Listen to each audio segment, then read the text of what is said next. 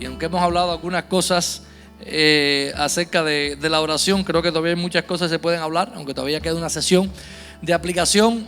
Se suponía que hoy íbamos a tener ya la segunda vez en que Brian hubiese hablado antes de que nosotros entrásemos en el panel, pero debido a todo lo que pasó con la visa, entonces tuvimos una sola.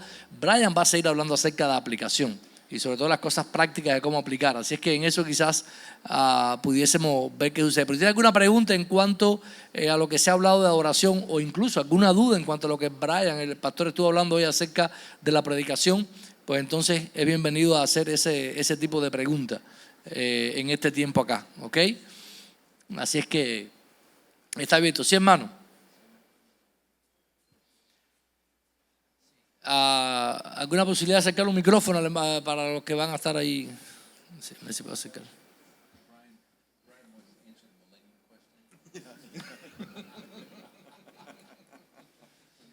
No, I said to you, I will answer.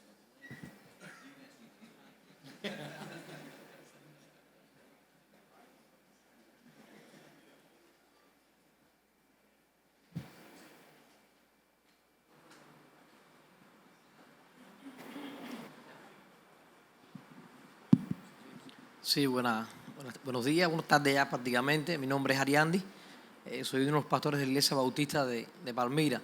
Quisiera preguntarle al pastor Brian una pregunta con respecto a la predicación y específicamente la aplicación. ¿Cómo lograr un correcto equilibrio en la aplicación en el uso de la ley y el evangelio?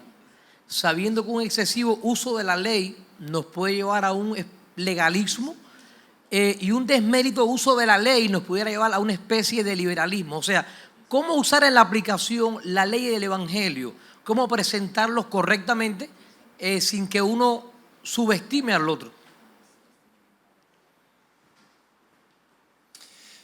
So I think the greater concern is not balance, but order. Oh, I'm sorry, I'm do you not need on. this? Hey, sí. Sí. No, hello, sí. 1, 2, 1, 2, sí. Yeah. It is on. Aló, ahora sí. Okay. So it's a wonderful question about the balance of law and gospel. Es una muy buena pregunta sobre el balance entre la ley y el evangelio. My greater concern is not Mi balance, preocupación más grande no es balance, but the order. sino el orden. In the Old Testament, the En el- Apostle Paul tells us, En el Antiguo Testamento nos dice el apóstol Pablo, Galatians 3, en Gálatas 3, the law was our schoolmaster to lead us to Christ. la ley era nuestro ayo para guiarnos a Cristo. By the law, we understand our inadequacy before God. Por la ley entendemos que somos inadecuados delante de Dios. By the law, we understand our need of the grace of God. Por la ley entendemos nuestra necesidad de la gracia de Dios. The law by itself crushes us. La ley por sí misma nos aplasta, But the law was still a good and safe path for God's people. pero la ley sigue siendo un camino bueno y seguro para el pueblo de Dios. But it was not a path that we could stay on in our own strength or ability. Pero no es un camino en el que nosotros podamos permanecer por nuestra propia fuerza o habilidad. So the law pointed us forward to the need of a redeemer. Así que la ley nos apunta hacia la necesidad de un redentor. Now that redeemer has come. Ese redentor ya ha venido He has given himself for y us. se ha dado a sí mismo por nosotros. Now we live in response to the grace of God. Ahora vivimos en respuesta a la gracia de Dios. And Jesus told us what that response looked Y like. Jesús nos dijo cómo se veía esa respuesta. Jesus said, "If you love me, you will keep my commands." Jesús nos dijo, si me aman, guardarán mis mandamientos. John 14:15. Juan 14:15.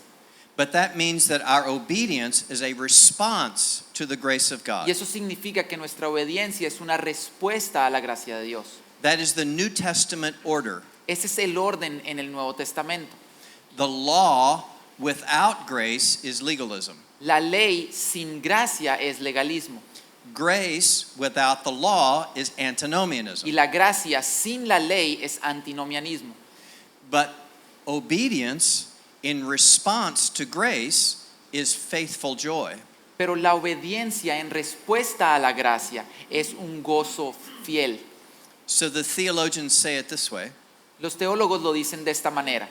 The imperatives, the commands, the imperatives, Los mandatos, los imperativos, are based on the indicatives of grace, se basan en los indicativos de la gracia. and the order is not reversible. Y el orden no se puede revertir. Imperatives are based on indicatives, Los imperativos se basan en los indicativos. and the order is not reversible. Y el orden no se puede revertir. Always obedience is a response to grace, La obediencia siempre es una respuesta a la gracia. or we will fall into the mutual errors of legalism or antinomianism. O entonces caeremos en los errores mutuos del antinomianismo o del legalismo.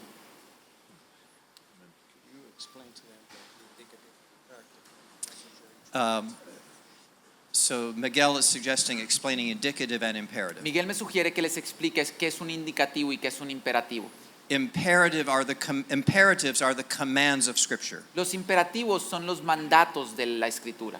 The indicatives are our identity in Christ. Los indicativos son nuestra identidad en Cristo. So we are loved by the Father, Nosotros somos amados por el Padre, united to Christ, estamos unidos a Cristo and indwelt by the Holy Spirit. y el Espíritu habita en nosotros. That is our identity in Christ. Esa es nuestra identidad en Cristo. And we are living in response to that identity. Y nosotros vivimos en respuesta a esa identidad. The identity is established by grace, La identidad se nos da por gracia, which means obedience must be a response to grace. lo que significa que la obediencia debe ser una respuesta a la gracia. To preach obedience without mention of grace is inevitably legalism. Predicar la obediencia sin mencionar la gracia inevitablemente es legalismo.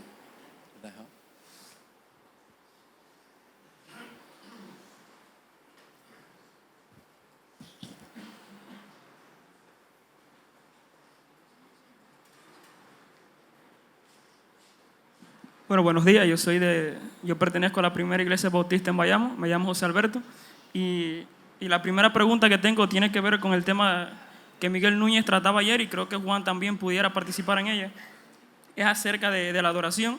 Yo sé que lo que ustedes estaban hablando se trataba acerca de la teología bíblica de la adoración, ¿ves? La esencia en lo que respecta a la adoración. Pero hay algo, ¿no?, que yo quería tratar, y era un comentario que usted hizo ayer, que quería que me lo explicara también, y con lo que Juan decía, que no debemos de darle a Dios lo que nosotros queramos, sino tenemos que darle a Dios lo que Él ha demandado en su palabra, ¿no? Y el comentario que usted hacía ayer decía que la música es variada y cambiante como nuestro Dios es multicolor. Yo sé que esto no es la esencia de la adoración, pero es algo que debemos tomar en cuenta.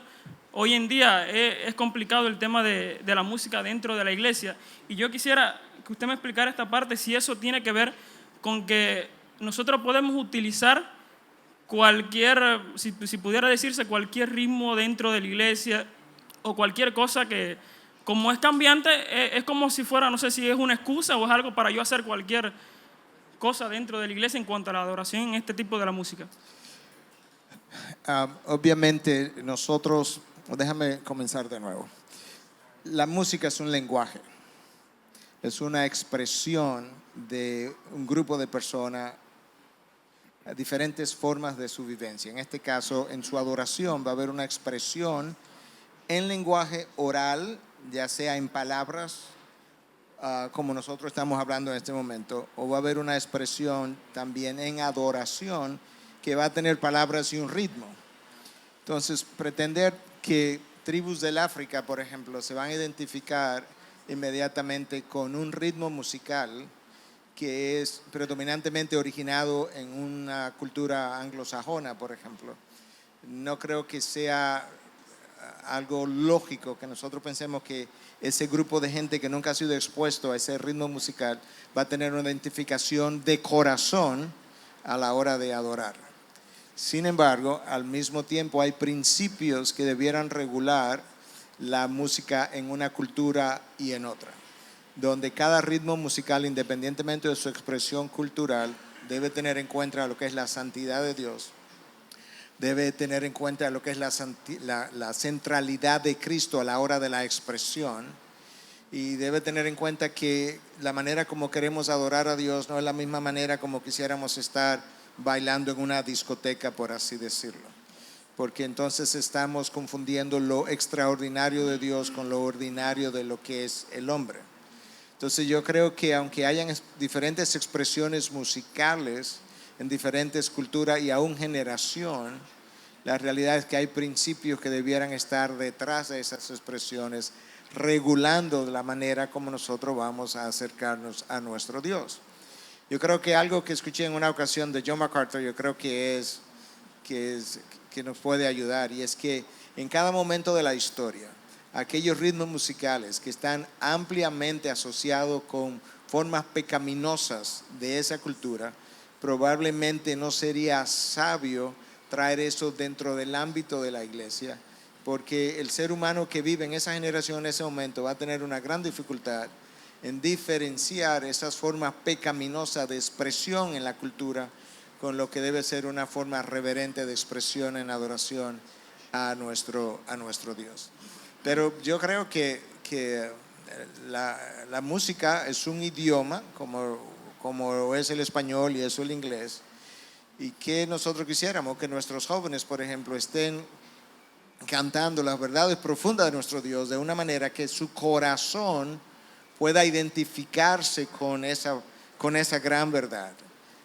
Y a eso era que yo me estaba refiriendo ayer cuando decía que la gracia de Dios es multifacética, es multicolor en el sentido de las formas distintas de expresión, y que de esa misma manera a la hora de adorar tenemos que tomar en cuenta nuestro Dios, que no es en blanco y negro de una sola forma todo el tiempo continuo, porque lo que nosotros estamos cantando hoy y con el ritmo musical que lo estamos haciendo, independientemente de cuál sea, probablemente no sea el que vamos a cantar allá en el reino de los cielos.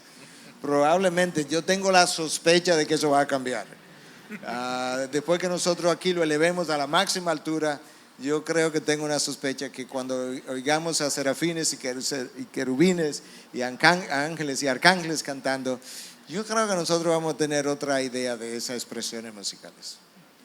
Yo quiero añadir que en Hebreos 12 nos dice que no hemos llegado a Sianí, sino hemos llegado a Sión. Y estamos alabando con todos los santos que están en el cielo.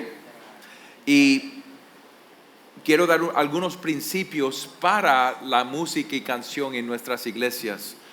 Por ejemplo, muchas veces estamos preguntando si podemos usar este instrumento o el otro instrumento, o podemos usar este ritmo o no este ritmo, o podemos usar batería o no. Es mejor entender que si la adoración es nuestra respuesta verdadera, queremos responder a Dios de la manera que Él ha revelado.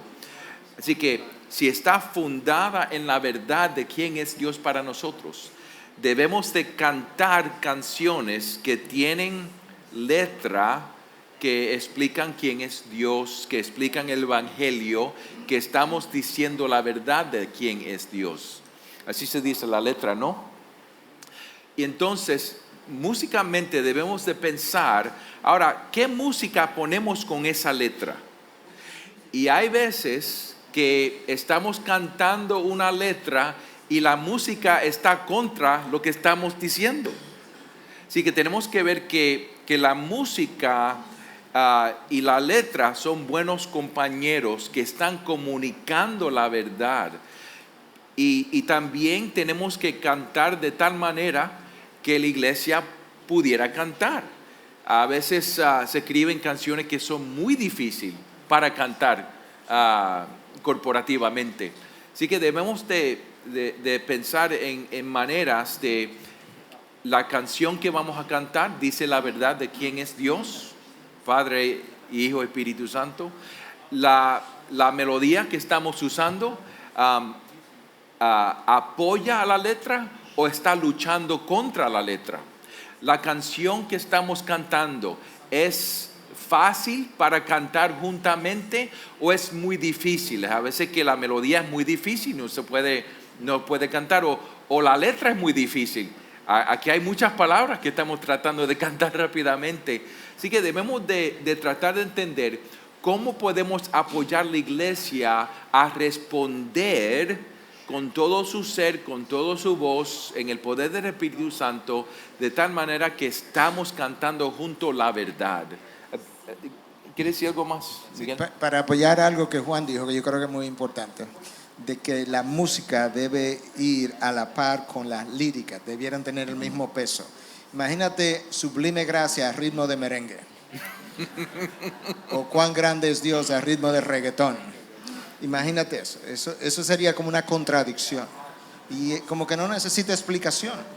Entonces eso que Juan estaba hablando de que la lírica debe ir a la par con el ritmo musical, es importante que lo tomemos en cuenta.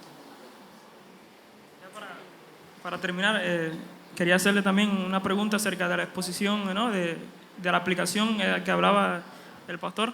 Tiene que ver también cómo nosotros enfocamos la aplicación, porque normalmente lo que se nos ha enseñado, como usted dijo, era que sí, hacíamos todo una exégesis del texto, todo, y al final metíamos la aplicación. Y esto es lo que normalmente hemos aprendido.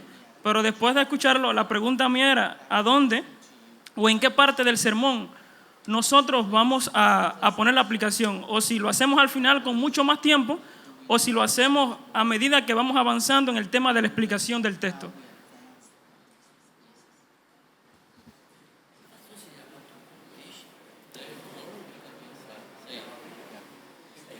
Come back to the next session, Vuelvan a la siguiente sesión, but I'll give you a preview. pero les voy a dar un vistazo previo. If it is just as important to say why the text was written as what the text says, Si es tan importante decir por qué el texto fue escrito, tanto como qué dice el texto, then application is part of the introduction, entonces la aplicación debe ser parte de la introducción and it is integrated. y está integrada. And we will say, when we come back, what are ways to do that? Y cuando volvamos veremos maneras de hacer eso.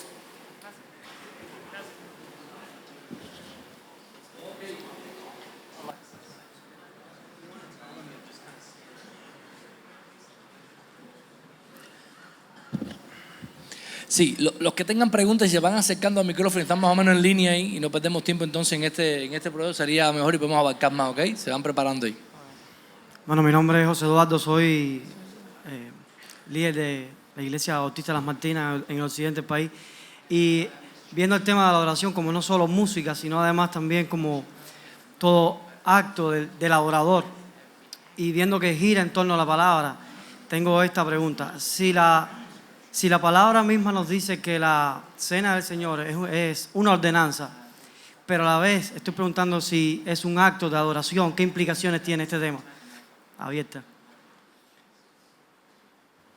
Bueno, Juan hablaba de que la cena del Señor es parte de nuestra adoración porque es una proclamación del Evangelio y proclama incluso atributos de Dios, su gracia, su misericordia y cómo eso fue visitado a través de Cristo sobre nosotros.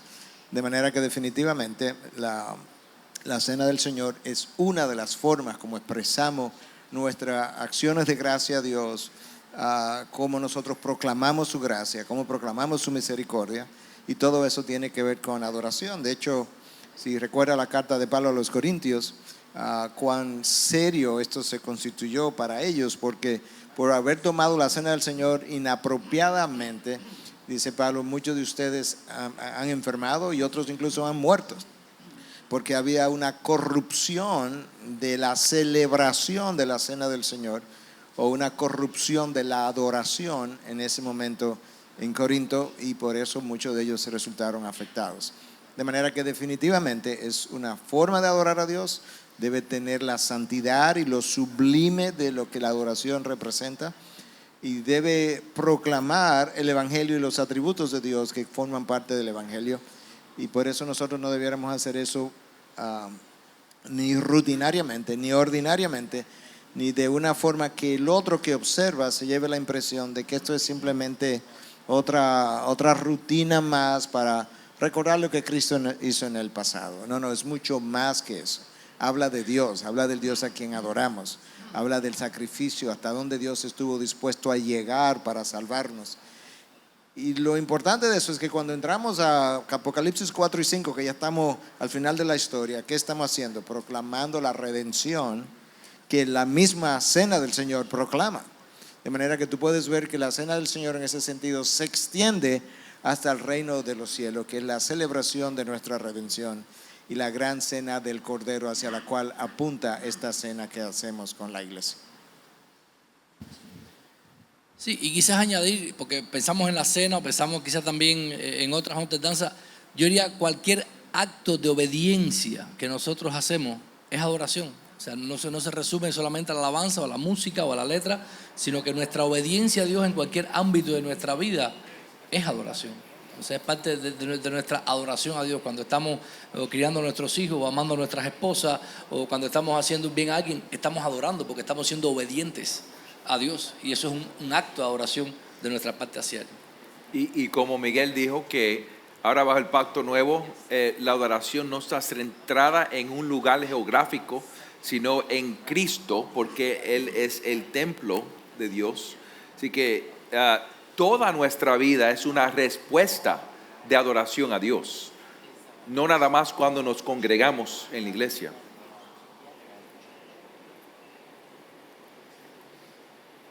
Un saludo, mi nombre es Chandler Ramírez, soy pastor en la Iglesia Bautista de Baez.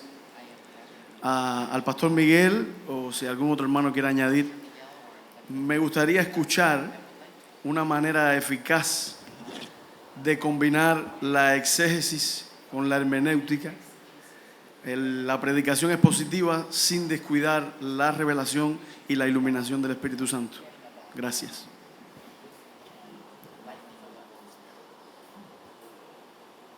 Did you understand it?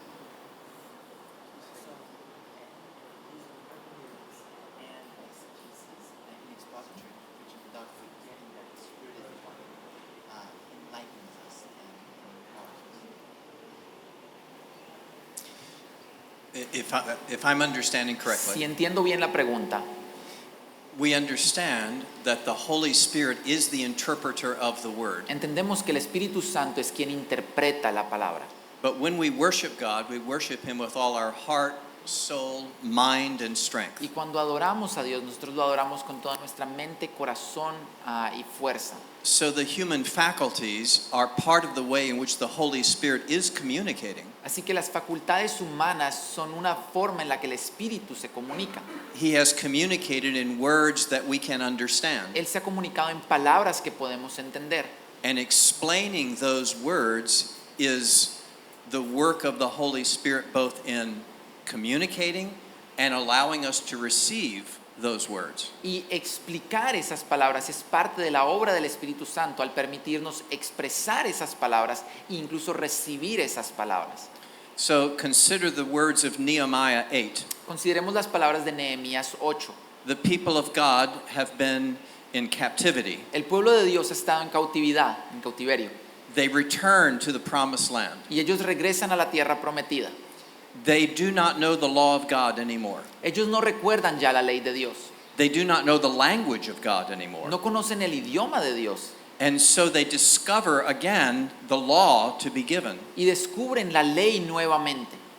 And the priest read the law, Y los sacerdotes leen la ley, then they translate the law, la traducen then they explain what it means, y explican lo que significa. and then they apply it to the lives of the people. Y luego la aplican a las vidas de las personas. So the word that the Holy Spirit inspired Así que la palabra que el Espíritu Santo inspiró is being translated, está siendo traducida, explained, explicada and applied. y aplicada. And that still is the Holy Spirit's plan for how we proclaim His word. Y ese sigue siendo el plan del Espíritu Santo sobre cómo aplicamos su palabra. But there is another dimension to the Holy Spirit's work. Pero hay otra dimensión de la obra del Espíritu Santo. The Holy Spirit gave the word. El Espíritu Santo dio la palabra. The preacher explains and applies the word. El predicador explica y aplica la palabra. But the people must still receive the word. Pero el pueblo aún necesita recibir la palabra. And that is the work of the Holy Spirit too. Y ese también es el trabajo del Espíritu Santo. 1 Corinthians 2:14. Primera de Corintios 2:14. The natural man does not receive the things of the Spirit of El hombre God. natural no puede recibir las cosas del Espíritu de They are Dios. foolishness unto him. Son necedad para él. Neither can he know them, Él no puede saberlas because they are spiritually discerned. porque se disciernen espiritualmente.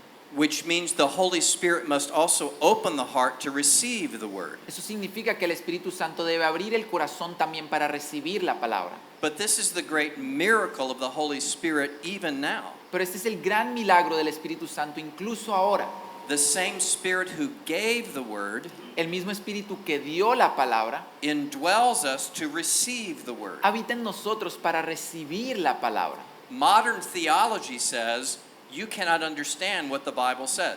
La teología moderna nos dice que no se puede entender lo que la Biblia dice. All you have is your personal experience. Lo único que tenemos es nuestra experiencia personal. That is contrary to the Scripture. Eso es contrario a las Escrituras. The Scripture says the same Spirit who gave the word indwells us to receive the word. La Escritura dice que el mismo Espíritu que dio la palabra habita en nosotros para recibir la palabra. So we can understand what God wanted us to hear. Eso quiere decir que podemos entender lo que Dios quería que escucháramos. Thus, the goal of the preacher is to explain truly what the word says, Por eso la meta del predicador es explicar verdaderamente lo que dice la palabra. but in the same moment we pray that the Holy Spirit will enable our listeners to receive what the word of God Y al says. mismo tiempo oramos porque los que nos escuchan puedan recibir lo que la palabra dice. Even as we explain, we are dependent on the Holy Spirit for the person to receive. Aun cuando estamos explicando, dependemos del Espíritu Santo para que la persona reciba la palabra. Y quizás para agregar algo, continuar en esa misma dirección, quizás parte de lo que a veces el predicador hace es que confía que el poder de su predicación radica primariamente en el ejercicio cerebral de exégesis y hermenéutica que él hace. Y yo creo que, para seguir con lo que Brian estaba diciendo, el predicador tiene que hacer eso. Tiene que descansar en el Espíritu de Dios a la hora de hacer su exégesis y hermenéutica. Pero también tiene que recordar el predicador que si esa palabra no es aplicada por el Espíritu al corazón y a la mente de quien escucha, nada va a ocurrir. De manera que la palabra es el instrumento que el Espíritu usa. La palabra que el mismo Espíritu inspiró es el instrumento que el Espíritu usa para convencer al mundo de pecado, de justicia y de juicio. Y el predicador va al púlpito confiando en el poder del Espíritu y no en el ejercicio exegético que él ha hecho. Por eso se dice de Lloyd Jones que cada vez que él subía al púlpito, en cada escalón, él se recordaba: yo creo en el Espíritu Santo, yo creo en el Espíritu Santo, yo creo en el Espíritu Santo. Pablo le escribe a Timoteo y le dice que cuide aquello que se le ha confiado, que es el Evangelio. Pero dice que lo guarde por el Espíritu Santo. O sea, nosotros guardamos el Evangelio por el poder del Espíritu, que nos ayuda a guardarlo. Y quizás eso pueda ampliar la respuesta, continuar respondiendo a esa pregunta. Y con eso yo me voy a excusar un par de minutos, porque algunos de ustedes saben que soy diabético, mi azúcar está baja ahora y necesito reponerla, de manera que voy al banco un par de minutos y regreso. Okay.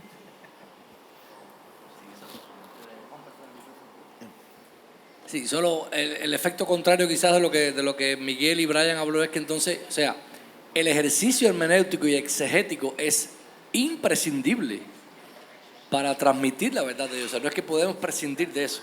O sea, el Espíritu se ha revelado y la manera en que nosotros lo ha hecho en su palabra, y Él usa el poder de su palabra para entonces convencer a las personas. O sea, no es que tampoco voy a quedarme acá a ver qué es lo que el Espíritu va a decirme, no necesito ninguna obediencia al texto o estudiar o hacer la hermenéutica o la exégesis, simplemente voy a abrir un pasaje y voy a que el Espíritu me revele en ese momento qué es lo que está diciendo. Por supuesto, eso no nos va a llevar a la palabra revelada del Espíritu. O sea, es necesario una cosa, o sea, las dos cosas van juntas. No podemos separar la palabra del Espíritu a la hora de la predicación y de la proclamación.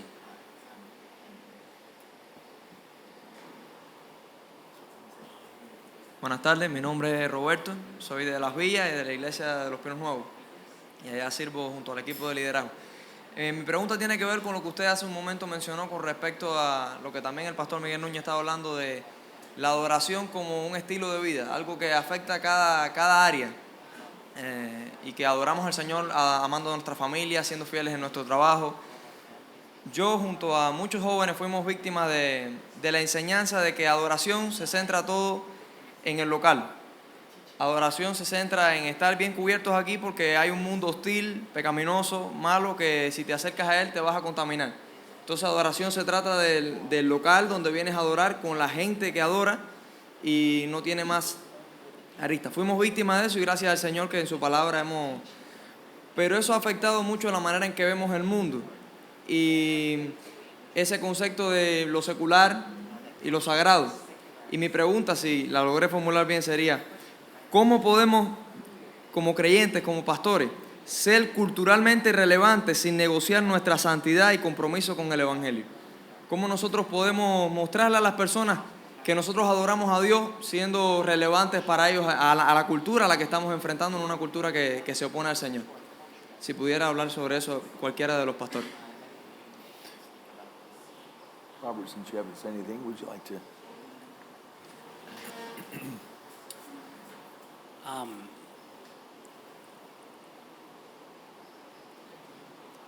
I'm not sure I quite understand the question. No estoy seguro si entendí la pregunta correctamente. Could you rephrase the question one more time? ¿Puede repetir la pregunta una vez más? ¿Cómo, con respecto a ese concepto de separación entre lo sagrado y lo secular, a diferencia de lo correcto que sería una adoración en cada área de la vida,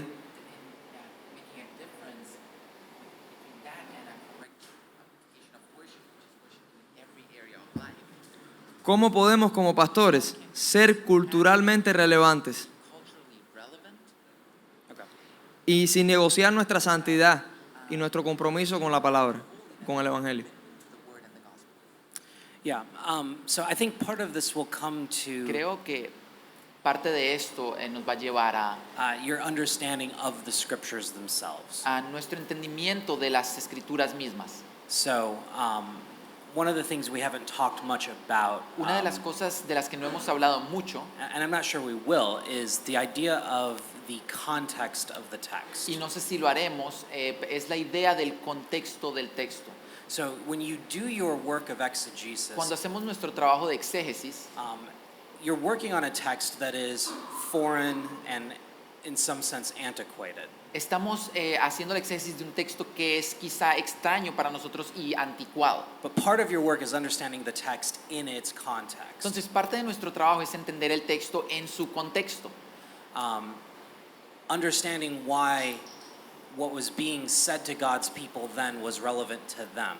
Parte es entender por qué lo que se le decía al pueblo de Dios en ese tiempo era relevante para ellos. And so part of your work will be translating not just the text into your day, Entonces, parte del trabajo no es solo traducir el texto a nuestros días, but understanding the interplay of the text and the context in their day and how that plays out today. sino entender la relación entre el contexto del texto en esos días y cómo eso se ve en el día de hoy. Or to put it in somewhat simpler terms, O para ponerlo en términos más simples, the Word of God is already relevant. la palabra de Dios ya es relevante. And the more you understand the Word of God in its context, Y entre más entendemos la palabra de Dios en su contexto, the more you will realize it is speaking directly to our context as well. entenderemos mucho mejor que habla a nuestro contexto también. I'm still not sure I understand how this sacred part of this plays into it.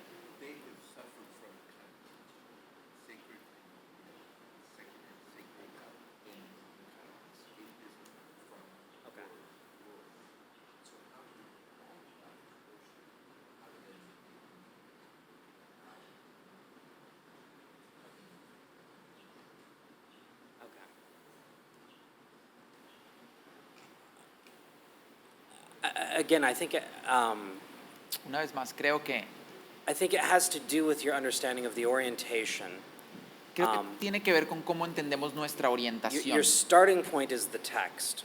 Si nosotros comenzamos con el texto you understand it in its context, y lo entendemos en su contexto, and then you see how that's relevant to us. entonces podemos ver cómo es relevante para nosotros. And I don't think you need to fear being contaminated by the world that you live in. Y no creo que tengamos que temer el ser contaminados por el mundo en el que vivimos If your starting point is actually the text. si nosotros estamos comenzando con el texto. I think pastors get into a lot of trouble Creo que los pastores se meten en muchos problemas when they start with the world they live in. cuando comienzan con el mundo en el que viven. Does that make sense? ¿Tiene sentido esto? I hope I've answered something like your question. Espero que haya respondido algo parecido a tu pregunta. Para comenzar donde Robert estaba, la palabra siempre es relevante. Yo necesito hacer dos cosas. Yo necesito traer la audiencia a la palabra, pero yo necesito llevar la palabra a la audiencia. Eso es parte del ejercicio. La gente tiene preguntas que la palabra responde. Y cuando yo puedo traer la palabra a sus preguntas y contestar sus preguntas, ya yo estoy siendo relevante. El hombre siempre está preguntando preguntas de este tipo. ¿De dónde vengo? Es una pregunta de origen. ¿Para dónde voy? Es una pregunta de destino. ¿Para qué estoy aquí? Eso es una pregunta de propósito. ¿A qué es bueno o qué es malo? Es una pregunta de moralidad. Todas esas preguntas son relevantes. La filosofía, la psicología trata de responder muchas de esas preguntas. La palabra tiene la respuesta correcta. Y cada vez que yo uso la palabra, que es relevante en sí misma para responder las preguntas que el hombre común tiene, entonces a él le parece relevante el contenido de la palabra. En cuanto a la dicotomía entre lo secular y lo sagrado, yo creo que Martín Lutero y el resto de los reformadores nos ayudaron a entender que para Dios no hay un ámbito sagrado ni hay un ámbito secular. Porque si tú eres el templo del Espíritu, donde quiera que tú te muevas, esa actividad es sagrada para ti. Entonces esa dicotomía lamentablemente no nos ayudó. Entonces si toda la vida es sagrada para Dios, yo vivo, como decían los reformadores, coram Deo, delante del rostro de la cara de Dios. Entonces cada acto de mi vida es un acto de adoración a nuestro Dios, en la medida en que ese acto refleja su gloria, refleja su diseño. Y entonces eso es lo que la adoración debe ser, debe tener todo ese entendimiento.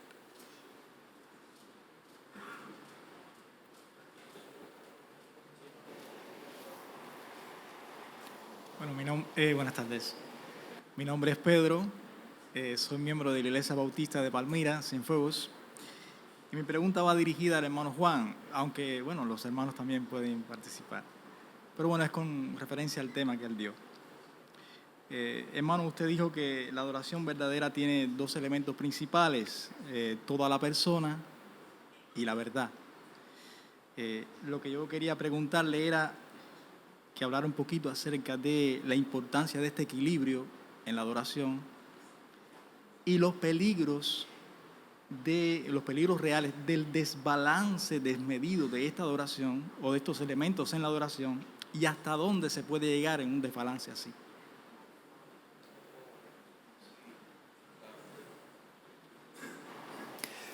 Bueno, tenemos que entender cómo Dios ha revelado que debemos de adorarlo. En cada contexto hay peligros, ¿no? En 1 Corintios vemos unos peligros también. Y una de las cosas que nos dice Pablo es que nuestra alabanza y adoración congregacional requiere orden. Así que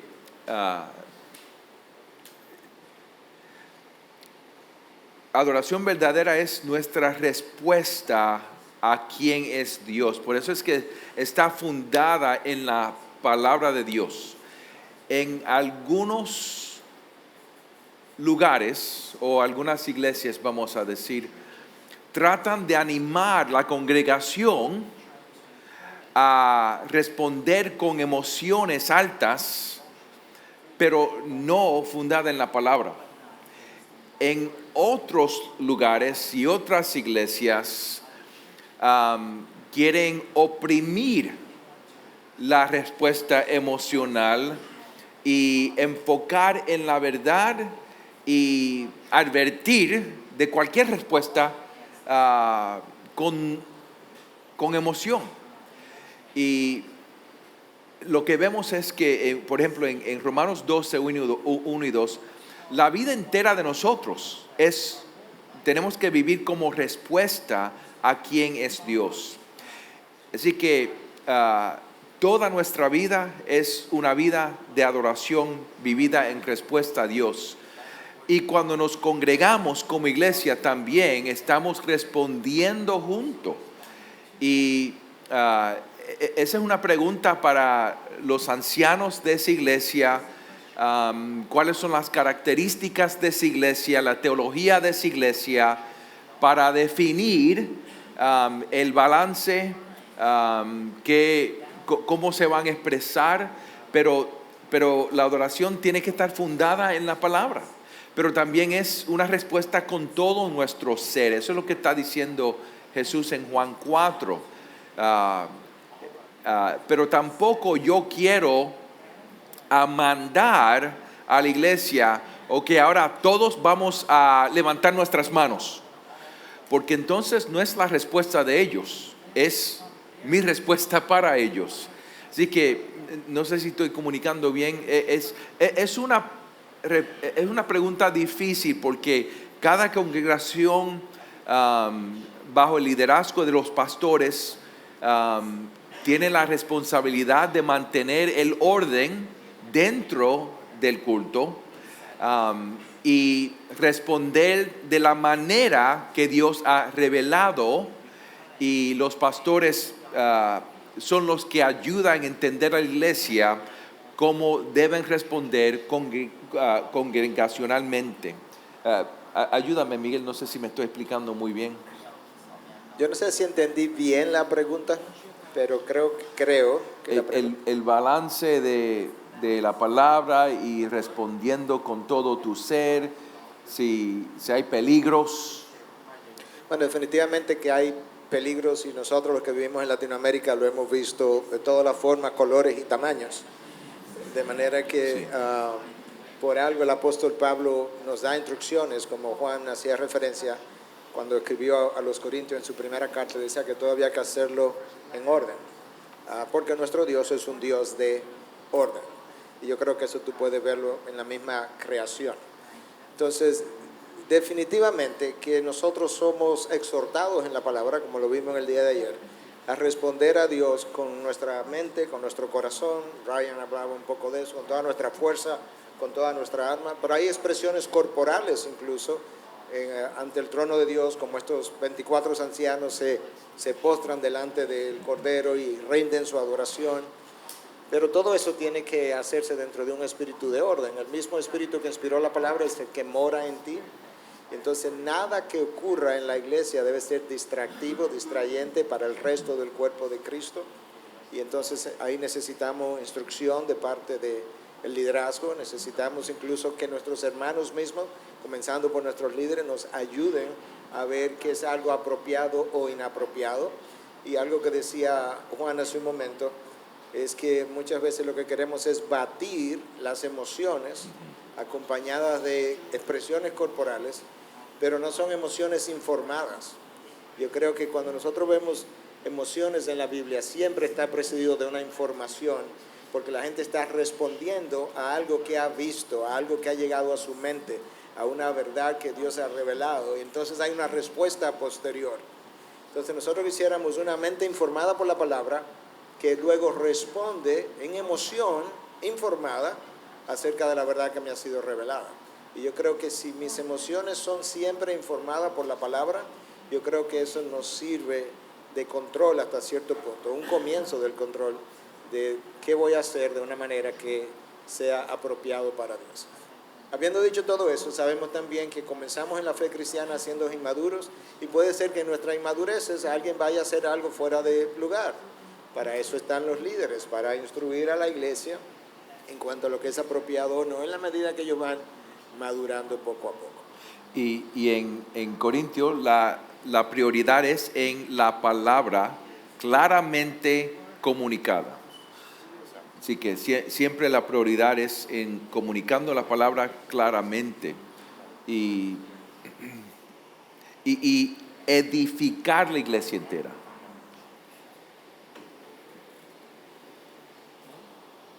Buenas tardes, mi nombre es Ariel y me congrego en la Iglesia Bautista de Benecer de Palmira, Cienfuegos, y cualquiera de los pastores puede ayudarme a mi pregunta.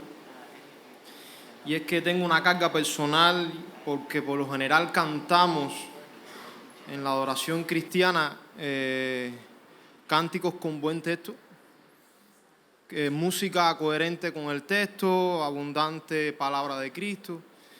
Sin embargo, mi pregunta es, ¿qué tanto importa o qué tanto deberíamos considerar al autor de esos textos que cantamos como pueblo de Dios?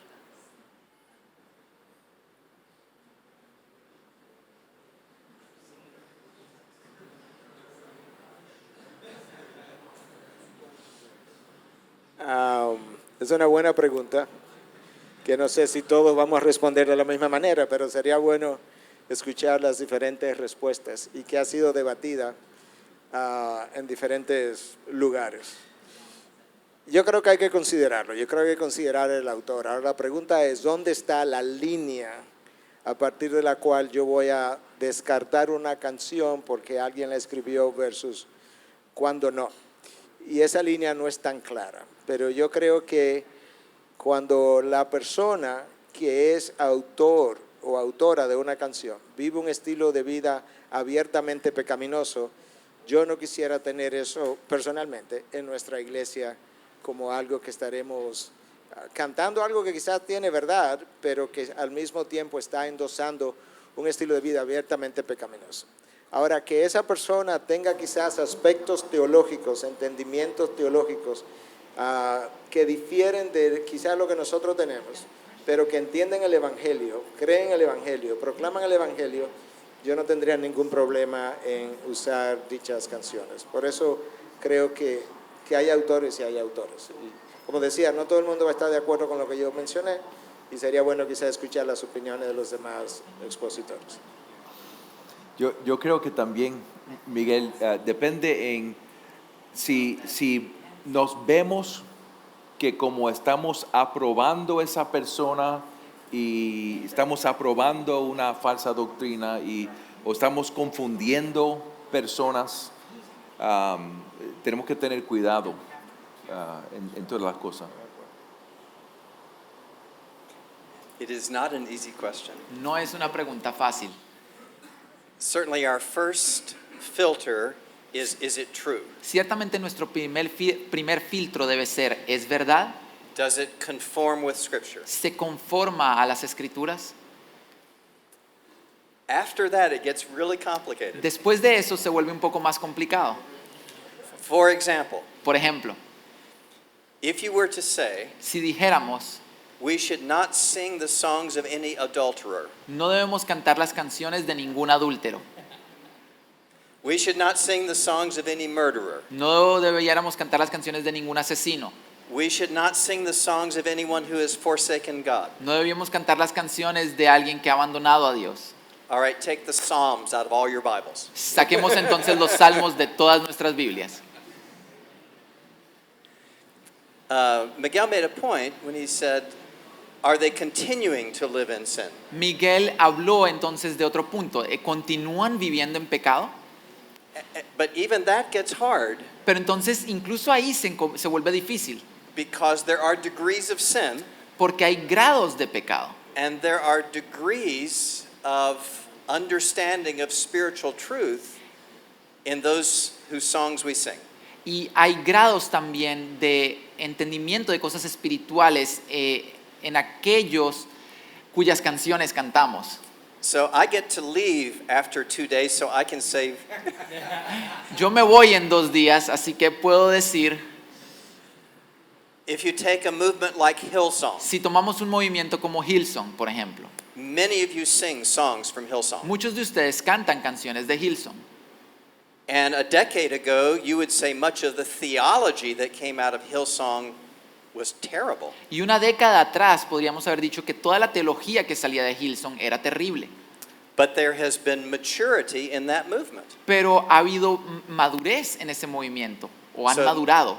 So now you have to make a decision. Y entonces ahora tenemos que tomar una decisión. The words of the songs have usually been very good. Las palabras de las canciones, las letras han sido usualmente muy buenas. The music has usually been very good. La música ha sido muy buena. But the background has not become good until recent years. Pero el trasfondo teológico no se volvió bueno sino hasta unos cuantos años atrás. And my guess is many of you are making decisions as Paul made decisions on food sacrificed to idols. Y yo creo que muchos de ustedes toman decisiones en la misma manera en la que Pablo tomaba decisiones sobre la carne sacrificada a los ídolos. Will it offend my brother or is my brother not offended? ¿Va a ofender esto a mi hermano o mi hermano no se ofende? And so you make decisions based upon what will edify the body as best you can. Y tomamos decisiones en cuanto a lo que mejor edifique al cuerpo.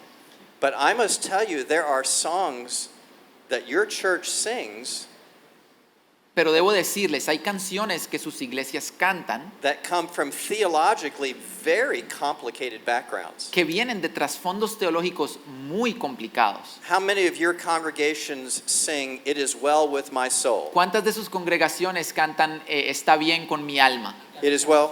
¿Cómo se llama? Alcance salvación. Ajá, alcance salvación. Okay, so do you know the origins of the faith of the writer, Horatio Spafford? ¿Conocen los orígenes de la fe de su compositor Horacio Spafford? Horatio Spafford. It was not Spafford. Orthodox theology. It was. La teología de él no era ortodoxa. It was. What will be the word here for? It wasn't universal. It was.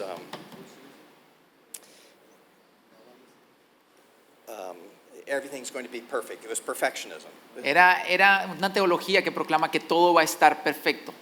So we know the wonderful story of how he wrote the song after his family was killed. Nosotros conocemos la historia de cómo él escribió la canción después de que su familia murió o And fue the words of the asesinada. song are true and wonderful, Y las palabras de la canción son buenas y verdaderas, but his faith was deeply flawed.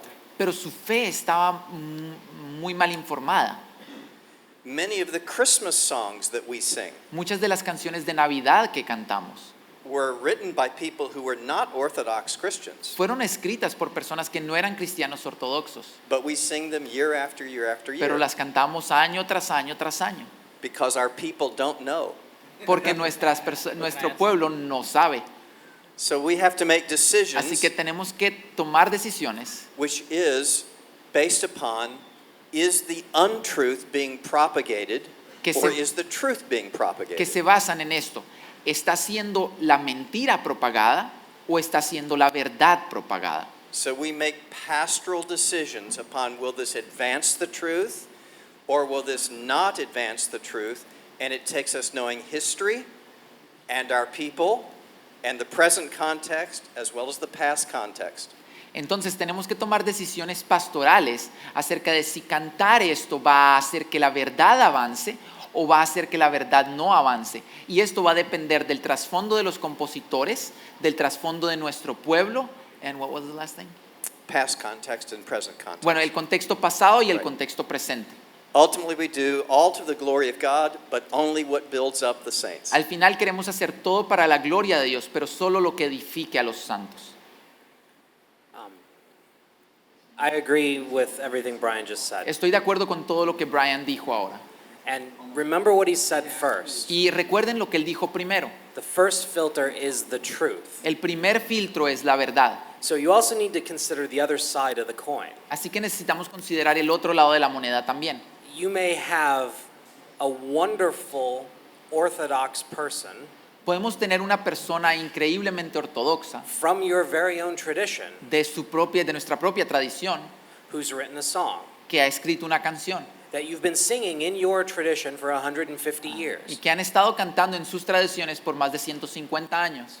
And you may be feeling like, I should give that song a pass. Y quizá piensan, bueno, yo debería dejar pasar esta You canción. actually need to go back and look at the lyrics of everything you sing. Pero la verdad es que debemos volver y revisar las letras de todo lo que There cantamos. are some terrible fictions and some terrible heresies in really well-known hymns. Hay ficciones terribles y herejías terribles en himnos muy conocidos. So the other side of the coin is, even if you have a great, faithful, orthodox author, Así que el otro lado de la moneda es, incluso si tenemos un compositor muy fiel y ortodoxo, doesn't mean you should be singing their hymns. eso no significa que debemos cantar sus canciones necesariamente. I think, perdón, iba a hablar en inglés. Creo que Brian dio una respuesta muy buena. Quería puntualizar un par de cosas. Por un lado, donde a mí me queda más claro es cuando alguien está viviendo abiertamente en pecado, viviendo en el presente. Eso me queda más claro, por lo menos a mí. Por otro lado, para ilustrar algo que Brian dijo con relación a Hillsong y no ser piedra de tropiezo para tu hermano pensando en no comer carne, como Pablo le instruía a los corintios. En nuestra iglesia nosotros hemos usado y usamos canciones de Hillsong, pero hemos tenido invitados de fuera que yo sé que rechazan a Hillsong, y una de las cosas que decimos es no usen ninguna de esas canciones mientras ellos estén entre nosotros, por respeto al hermano.